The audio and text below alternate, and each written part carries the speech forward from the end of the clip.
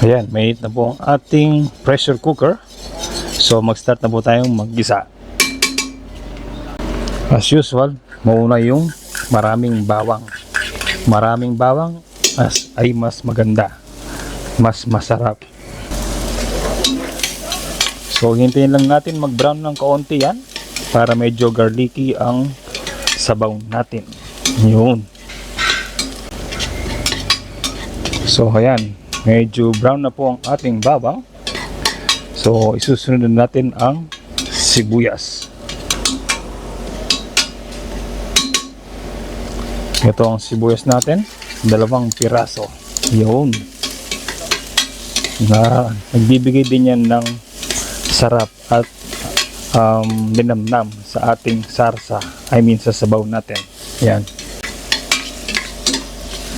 So hintayin lang natin lumambot ang ating sibuyas o maging translucent. Tapos isusunod natin yung kamatis. Ayan, malambot na ang ating sibuyas. So isusunod na natin ang ating kamatis. Maraming kamatis kasi mura. Yan. Nagbibigay ng tamis yan ang kamatis sa ating mga lutuin. Yun, no? Hindi naman kailangan lutong-luto ang kamatis kasi mamaya malulusaw din sila sa ating pagpapakulo. Yan. So next step natin, lalagyan na po natin yung munggo. Tama po kayo. Munggo po ang ating ulam for today. Yan. Napakasarap niyan. So kaya gumamit po ako ng pressure cooker, diretso na pong kuluyan. So lahat ng ingredients natin mapapakuluan, lalabas yung lasa. Okay? Lagay tayo ng konting paminta. So once again po, pasensya na po sa ingay sa labas. Okay po? Yan, paminta po. Maglagay din tayo ng patis from Dato Puti. Hindi po yan sponsor. Yan. So halo-haloin lang natin. Yan, oh.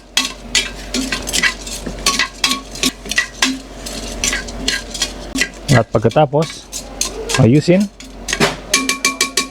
takpan natin ng mga 3 minuto. Ayan, makalipas ng 3 minuto, yan, balikan po natin. So ang next step natin, maglalagay tayo ng tubig. Yun. So bali 2 litro muna lalagyan natin tubig. Yan. Tapos takpan natin yan. So maghintay tayo ng mga 10 minutes. Simmer natin, tapos hintayin natin humingi itong yung sizzle nya ng 10 minutes. Tapos ready na po yan mamaya. Ayan, makalipas po ang 15 minutes. Tignan na po natin ang ating munggo. Pakita ko lang po sa inyo. Yan, no? Ang ganda ng texture nya. Diba? So obviously kulang pa ng tubig yan. Yan. So dagdagan pa natin ng tubig. Ayan, konting tubig pa. Sindihan ko lang ang apoy. So meron ng patis yan. Maglalagay naman tayo ng chicken cubes. Yung haluin natin ng konti. Yan. Tapos ang lalagay nating pinaka main sahog, itong chooks togo. Ito po itira namin kahapon, kalahating kalahating manok. Yan, lagay na po natin. Yun, panalo po yan.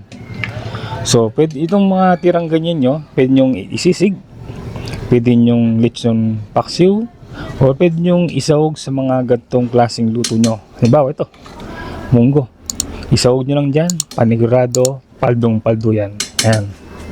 Ayan, takpan po natin. So balik po tayo after 5 minutes or 7 minutes. Ayan, balikan po natin. Yung.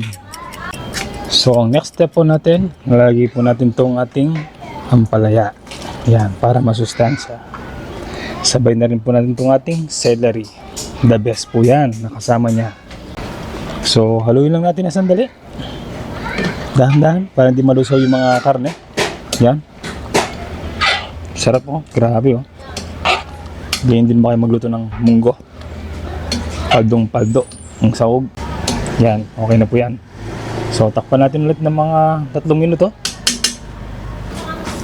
Balik po tayo mamaya. Ayan, balikan na po natin. Malapit na po tayong matapos. Wow, sarap po. Sarap ng pagkakulo. So, normally, madalang lang po maglagay ng gantong ingredients sa munggo. Ito po yung bulaklak ng kalabasa. Yan po ay magbibigay ng medyo manamis na lasa sa ating sabaw. Kasi siyempre merong mga ano yan, may konting sugar yung anong bulaklak, di ba? So haluin natin. Yun, no? Panalo yun, grabe. Sarap ng sahog, sarap ng gulay. San ka pa? Oh. Ano pong palagay nyo sa ating recipe for today? Pasensya na po sa ingay. May pumupok po sa kabilang bahay. Yan o, panalo o. Yan. Yung pinakalas po nating lalagay, itong ating chicharon. Yan. Hindi po mawawala yan sa munggo. So, tapos na po tayo. Ready na po ang ating ulam. So, yung heat residue po ang magpapaluto sa bulaklak ng kalabasa. Yan o, panalo po. Yan. Sana nagustuhan niyo po ang ating quick and easy recipe for today, mga kapudnatics. Maraming salamat po lagi sa panonood. So, pag-comment po kung ano pong palagay niyo po sa aming recipe for today. Tapos, ini-invite ko po kayong mag-like, subscribe, at i-share ang aming mga video sa mga kaibigan nyo sa mga platform nyo, Facebook, YouTube, yan. So hanggang sa sunod na video po, kita-kits ulit po tayo. Sana meron po kayong nakuha mga tips and techniques kung paano po lutuin ang aming recipe na munggo. So nilagay ko po yan, chooks to go. Yan.